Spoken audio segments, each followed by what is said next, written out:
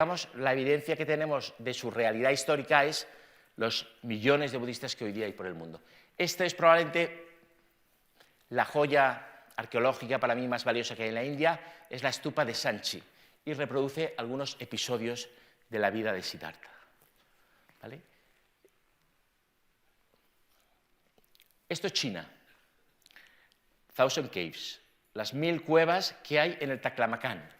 El Taklamakan es un desierto que hay en la parte occidental de China, donde en el siglo X floreció una civilización budista de la ruta de la seda. ¿Por qué es importante el Taklamakan?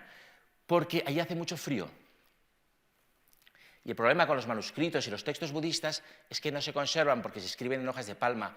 Y las hojas del palma duran como mucho 80 años. Pero allí hay muchos tesoros budistas enterrados en la arena del desierto, a temperaturas muy bajas. Y, sobre todo a principios del siglo, hay un libro muy divertido que se llama Foreign Devils in the Silk Road, que habla de todos los descubrimientos que hicieron suecos, franceses, ingleses en el Taklamakan. Algunos morían porque es un desierto muy riguroso. ¿Vale? Y hacían los descubrimientos precisamente porque el frío había conservado enterrados ciudades enteras. ¿Vale? Bueno, pues este es uno de los extremos, el extremo oriental, que son las Thousand Caves del Taklamakan. ¿Por qué pongo esto? Porque os quiero mostrar cómo esta persona que nació en las estribaciones del Himalaya, cerca de Benarés, digamos, que no escribió nunca nada, como Sócrates. Buda nunca escribió nada. De hecho, no hay registros textuales de la época de Buda, no hay nada. Ahora vamos a ver lo que tenemos de datos históricos, pero textual no hay nada. Como Cristo no escribió nada, pero su doctrina llegaría primero a China, siglo III antes de Cristo. ¿Vale? China es el primer país que recibe misioneros budistas. Luego llegará a Japón. ¿Alguien ha estado aquí?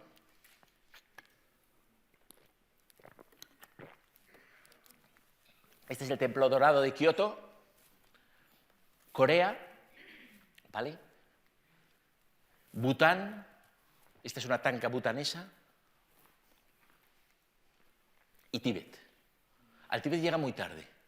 Luego el budismo en Tíbet se va a convertir en algo muy importante, pero al Tíbet llega muy tarde. ¿Vale? De hecho, yo creo, esto no lo digo mucho cuando estoy con tibetanos, pero yo creo que los tibetanos desvirtúan un poco el budismo. ¿Vale? Hace relativamente poco estuve en Barcelona con Richard Davidson. Richard Davidson es un neurocientífico. Me estoy saliendo un poco del guión, pero bueno. Richard Davidson es un investigador de la Universidad de Wisconsin, que es la mano derecha del Dalai Lama en ciencia. Lo habréis visto muchas veces con el Dalai Lama, en Google, en su página de Wikipedia, sale con el Dalai Lama. El Dalai Lama tiene dos grandes preocupaciones. Esto me lo contó Richard Davidson en una cena. Una de ellas es el pueblo tibetano y la situación política del país, lógicamente, y otra es el problema mente-cuerpo. ¿Sabéis lo que es el problema mente-cuerpo? Es decir, si el alma o el espíritu es lo mismo que el cuerpo o no. Y para eso utilizan neurocientíficos. Y esto es muy curioso porque hay un diálogo en los textos budistas, en los sutras budistas, donde el Siddhartha Gautama aconseja a sus monjes evitar la especulación sobre 4 puntos. Se llaman los Avyakrita Vastuni. 4 puntos, hay 4 puntos que es mejor ahí no meterse. ¿Por qué? Porque no vas a llegar a nada. Esos 4 puntos, digamos, a mí es una idea que me gusta mucho porque es una idea muy pragmática y de la mentalidad pragmática de Siddhartha Gautama, de Sakyamuni. Esos 4 puntos son, 1, si el espacio es eterno o no, es decir, si el universo acaba. Son todas las preguntas que hacen los niños, ¿no? ¿El universo dónde acaba? Llega un momento en que acaba y ya no hay nada, ¿no? Como el océano, ¿no? En la época de Colón, hay un momento en que hay un abismo. Número 2, si el tiempo acaba, ha comenzado y tiene un final. Número 3, ¿dónde va el Tathagata después de la muerte? Es decir, ¿dónde va el que logra el despertar cuando muere? Y número 4, si el cuerpo es lo mismo que el alma o no, que es el tema central de la filosofía de la mente del último siglo, europea. ¿Vale? Digamos que la filosofía de la mente está dominada hoy día por el paradigma materialista y entonces reduce todo a materia. La mente es el cerebro y las sinapsis y las conexiones neuronales, ¿vale? Y luego está otro paradigma que, digamos, que es el panpsiquismo, que sería la versión india, que sostiene que todo es mente, que es un poco la postura budista. Bueno, pues el Dalai Lama, que es la cabeza visible de él, está preocupadísimo con esa cuestión, porque es un gran, digamos, admirador y gran devoto de la ciencia. ¿Vale? Lengua. Esto es un aspecto muy importante que no se menciona con frecuencia. ¿Qué lengua hablaba el Buda?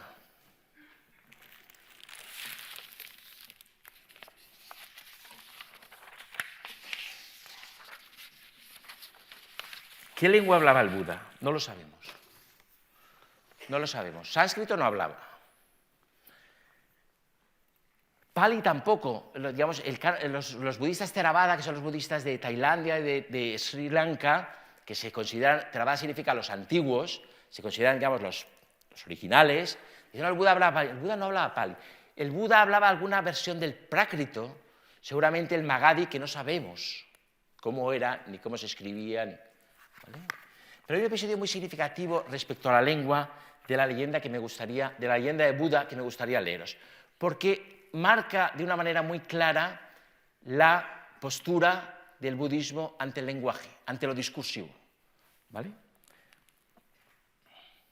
Estando el Buda junto a sus discípulos en la arboleda de mangos, en los alrededores de Nalanda, dos hermanos de origen brahmán, dotados de dulce voz e instruidos en la pronunciación de los Vedas, se le acercaron y le dijeron: incontables son ya los monjes de la comunidad y numerosos sus orígenes, sus clanes, sus familias y sus lenguas. Cada uno de ellos corrompe la palabra del Buda utilizando su propio dialecto, su propio modo de expresión, sus propios refranes y fábulas. Permítanos, el maestro, poner la palabra del Buda en verso sánscrito métrico. De este modo la doctrina se recitará cantada con el rigor con el que se canta el Veda. ¿Vale? Fijaros que en la India antigua el conocimiento, como en la Europa medieval, el latín, el conocimiento antiguo en la India, el conocimiento médico, el conocimiento de la astronomía, se escribía en sánscrito. Y era un sánscrito métrico. ¿Vale? Porque esa métrica no era poesía, en realidad era un sánscrito encapsulado en una métrica muy rigurosa, porque esa métrica ayudaba a recordarlo, a memorizarlo. Y esto era la tradición védica. Entonces, los discípulos dicen, bueno, somos ya tantos, venimos de tantos lugares, que vamos a utilizar una lengua franca, que es el sánscrito, para que así la palabra del Buda no se corrompa. Es decir, vamos a someter la doctrina budista a la voluntad de la lengua sánscrita. Porque en el fondo, escribir en una lengua, poner conocimientos en una lengua es someter una disciplina de conocimiento a la voluntad de una lengua. ¿Vale? Y el Buda responde: sería un error limitar la doctrina a una única lengua. La doctrina se encuentra libre de la voluntad del idioma, libre de los prejuicios de los que se atan a la letra y no al significado. En verdad, la doctrina rompe las barreras entre las lenguas. La red del pescador existe debido al pez. Una vez atrapado el pez, se puede prescindir de la red. Las palabras existen debido a su significado. Una vez atrapado el significado, se puede prescindir de las palabras. No dudéis en enseñar la doctrina en tantas lenguas como encontréis, para que su sonido alcance a todos aquellos que puedan entenderlo, ya sean magadhis, kasis, kosalas o lichavis. Hablad con calma y sin prisa. Evitad las palabras que no entiende la gente común. Sed diligentes y pacientes. Tan enemiga de la doctrina es la palabra afectada como la palabra vulgar. Y los que le habían escuchado reflexionaron: en verdad la palabra del Buda es ligera, no pesada, grácil, amena, no aburrida. Tiene ritmo, pero no se canta. Huye de la pomposidad de los himnos y de las entonaciones afectadas de la recitación brahmánica. Huye de la exageración y la retórica. Pronunciando un único sonido, el Buda hace llegar su mensaje a miriadas de seres. Y cada uno lo recibe de acuerdo a sus entendederas, y todos sienten que se dirige a ellos personalmente. En verdad, la palabra del Buda es fundamento de todos los sonidos. Bueno, pues esto es un ejemplo de cómo el budismo, que surge en una sociedad muy sofisticada intelectualmente y dominada por el pensamiento brahmánico, rompe con esa idea de un conocimiento hegemónico dominado por la voluntad de la lengua, ¿vale? Que es algo que tendríamos que hacer nosotros ahora con el conocimiento hegemónico dominado por el inglés, ¿vale? Digamos, hoy día en ciencia, si eres físico, si eres biólogo, tienes que escribir en inglés, ¿vale? En inglés impone su voluntad, ¿vale? Esto lo explicaba muy bien Whitehead, ¿no? El inglés es un idioma puritano. Nosotros no somos puritanos. Esto nos limita mucho. ¿No? Que se lo digan a un italiano, a un portugués, a un español. Escribir en inglés supone ya en cada lengua hay ya una serie de valores, digamos, asumidos, ¿no? Y esos valores se te imponen, ¿no? Yo me quedé sorprendido cuando viví en Estados Unidos cómo hay toda una escala de valores, toda una moral puritana que va implícita en el lenguaje. Bueno, pues el budismo trata de escapar de esa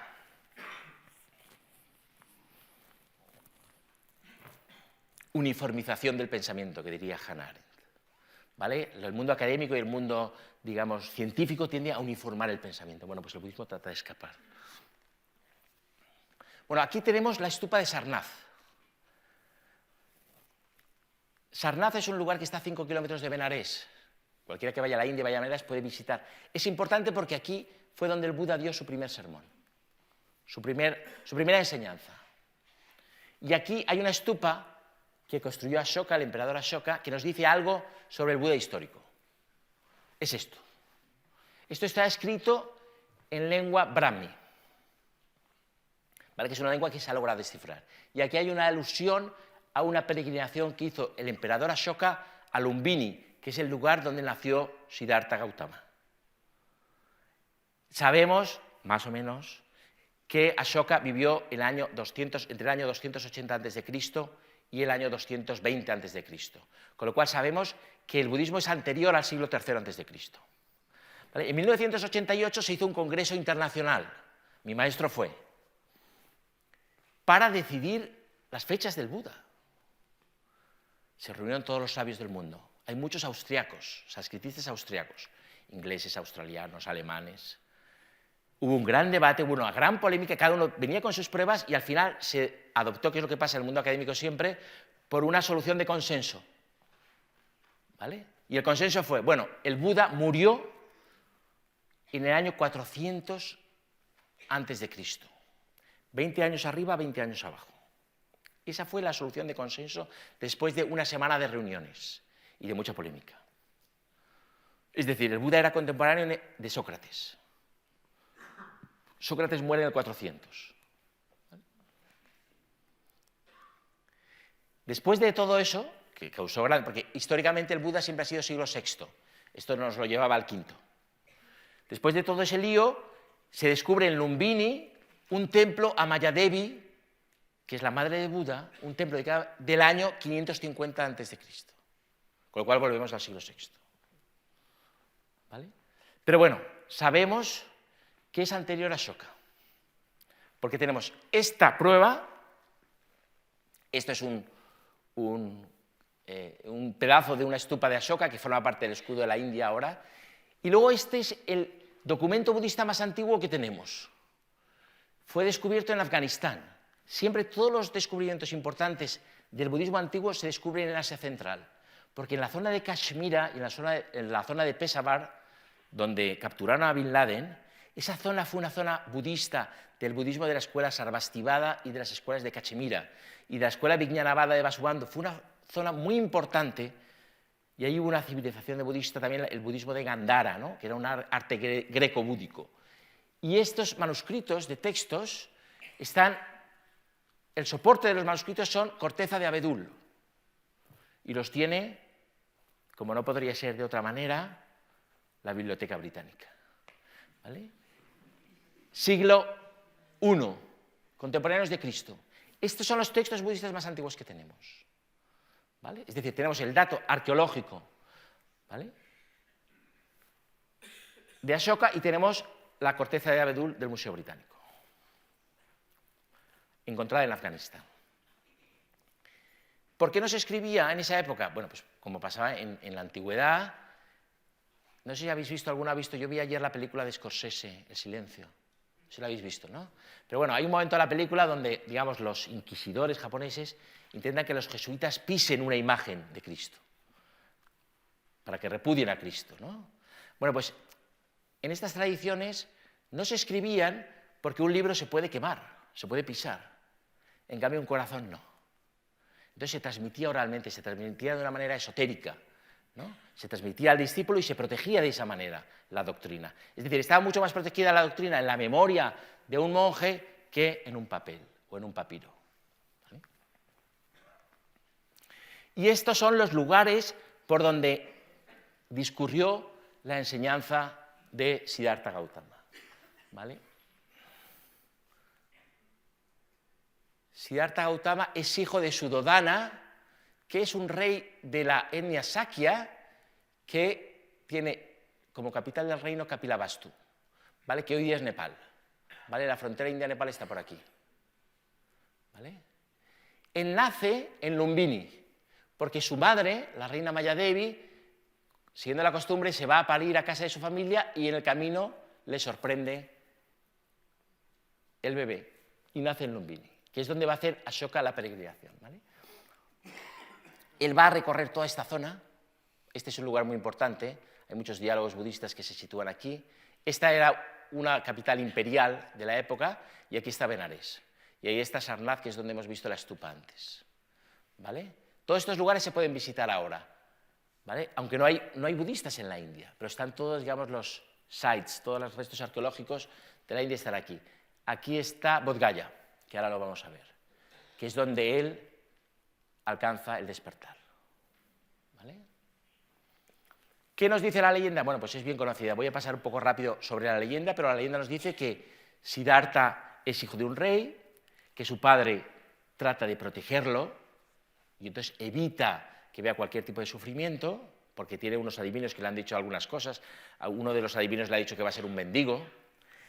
Y él vive en la corte, es un gran deportista, es un hombre de éxito, es guapo, y lo casan de adolescente, con 16 años lo casan, tiene un hijo que se llama Rahula, y cuando tiene como 28 años, sale de palacio un día y se encuentra a un enfermo. Luego sale otro día de paseo y se encuentra a un moribundo, a un muerto, una comitiva fúnebre. Sale otro día de paseo y se encuentra a un anciano, jorobado y lleno de raclas, de teclas, ¿no? de achaques. Y sale finalmente un cuarto día y se encuentra un asceta, que va medio desnudo, que va a buscar agua a la fuente. Y entonces, bueno, empieza a reflexionar, empieza a descubrir empieza a reflexionar sobre el dolor de la existencia y decide convertirse en asceta y se escapa de casa. ¿Vale? Y bueno, hay toda una leyenda de cómo se escapa de casa, cómo le ayuda a su cochero, los caballos, por la noche. Bueno. Se escapa de casa y en esa época, en toda esta zona del Valle del Ganges, había muchos ascetas que iban buscando el conocimiento. Y el conocimiento se buscaba en las selvas. ¿Vale? No se buscaba fuera, se buscaba dentro y había toda una serie de técnicas de meditación. ¿Vale? Prueba con diferentes maestros, no le convence ninguno, se somete a un ascetismo severo. A ver si os puedo... Bueno, este es Mayadevi, esta es la madre de Buda, este es un sueño que tiene justo la noche en la que lo va a concebir. Ella sueña que un elefante con 6 colmillos un elefante blanco, le entra por el costado, ¿no? Todas las grandes biografías, todas las grandes historias empiezan con un sueño. ¿Vale? Si os fijáis, la Divina Comedia, todas las grandes historias empiezan con un sueño. Aquí tenemos un ejemplo más, ¿vale? Y esto es lo que mencionábamos. Él se somete, este se llama el Buda famélico, él se somete a un ascetismo muy severo, hasta el punto de, según la leyenda siempre, que llega a comer un grano de arroz al día, se queda muy debilitado y se da cuenta de que ese no es el camino. Busca un lugar donde recuperarse, se recupera, come algo, hasta que encuentra un lugar donde sentarse a meditar y se dice a sí mismo, no me levantaré de aquí hasta que no encuentre o penetre en la naturaleza de la realidad. ¿Vale? Y aquí me gustaría leeros otro fragmento, no sé cómo voy de tiempo. Uy, no, voy bien, qué susto.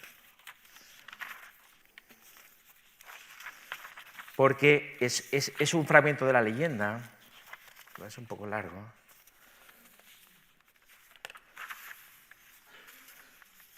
Pero bueno, os voy a leer aunque sea una parte, ¿vale?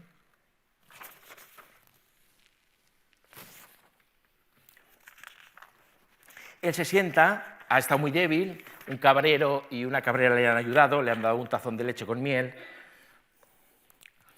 y se sienta a meditar. Y dice la leyenda: comienza el viaje interior. Encabezadas por el Señor de la Muerte, las huestes de los espíritus malignos arriban al lugar para turbar la serenidad de Siddhartha. Entonces Mara, que es el dios de la muerte, desplegó a su ejército. Los espíritus le arrojan llamas enrojecidas, vómitos corrosivos que desprenden el olor del azufre y la ponzoña. Algunos se arrancan los ojos y los arrojan convertidos en bolas de fuego.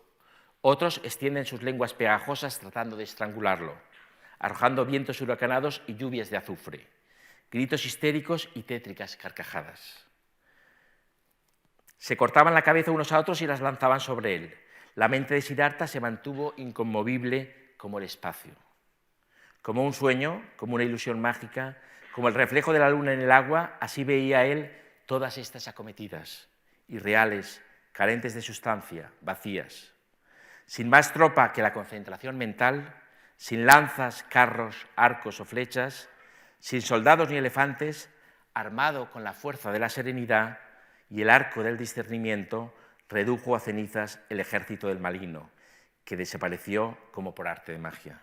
Desesperado, Mara convocó a sus 3 hijas, lascivia, indolencia y sed, y pidió que danzaran ante Siddhartha.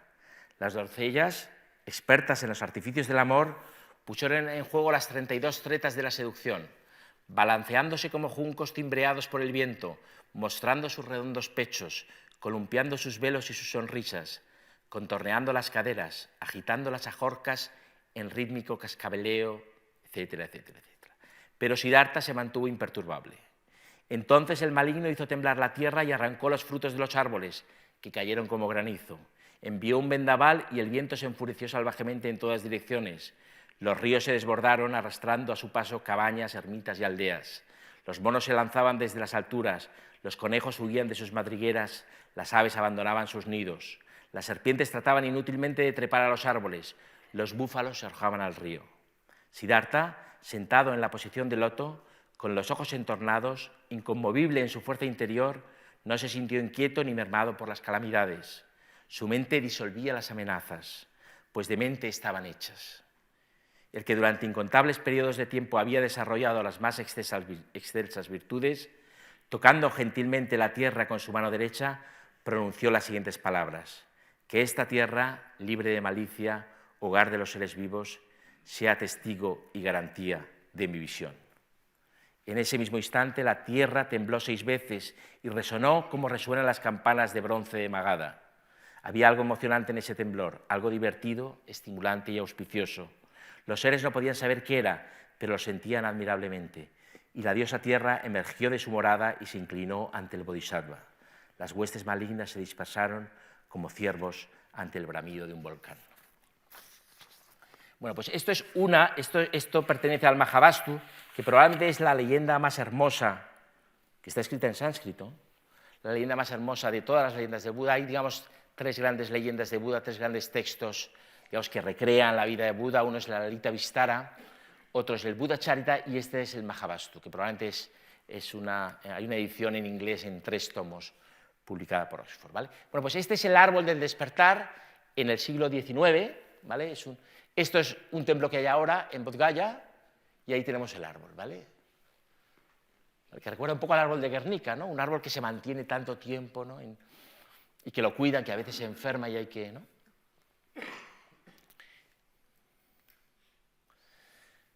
Después de la experiencia del despertar, después de ese estar meditando, porque él está meditando toda una noche y luego se queda 7 días sentado, digamos, regocijándose de lo que ha visto, ¿vale? Y hay un momento también muy interesante en la leyenda en el que él duda de la posibilidad de poder enseñar lo que ha visto. Dice, bueno, esto es muy difícil. Y entonces aparecen los dioses, se convocan los dioses y le suplica que por favor enseñe, o sea, que difunda la enseñanza, ¿vale? Pero hay un momento de duda, que es un momento muy bonito de la leyenda. Fijaros que el budismo es una religión no teísta, es decir, no hay un dios creador, pero, digamos, el universo indio y el universo mitológico y las leyendas y las fábulas y los cuentos están llenas de dioses, ¿no? Pero los dioses, luego lo veremos, están en un estado, son un poco como nosotros, como los dioses en la época de los griegos. Y cuando decide ponerse a enseñar, se junta con 5 ascetas que habían sido compañeros de aventuras y les comunica, digamos, 2 conceptos. Aquí está en sánscrito, faltan los diacríticos, ahora los pondremos, pero son, digamos, las dos grandes compilaciones doctrinales sencillas del budismo, que son las 4 nobles verdades, Arya Satya. Arya significa noble en sánscrito, de ahí la palabra Arios, y Satya significa verdad, y Arya Astanga Marga. Marga significa camino, Astanga óctuple, Arya noble, el noble óctuple sendero, ¿vale? Y ese noble óctuple sendero, bueno, las 4 nobles verdades es la primera, todo esto es bien sabido, la primera, la existencia implica dolor, es decir, vivir es doloroso, puede ser más doloroso, menos doloroso, pero es inherente a la existencia del dolor. Ese dolor, esa es la primera verdad. La segunda verdad es que ese dolor tiene una causa, y esa causa es lo que Sakyamuni llama la sed, tanha, la sed, que es una, digamos, versión del deseo, de la codicia y del anhelo, es una mezcla de las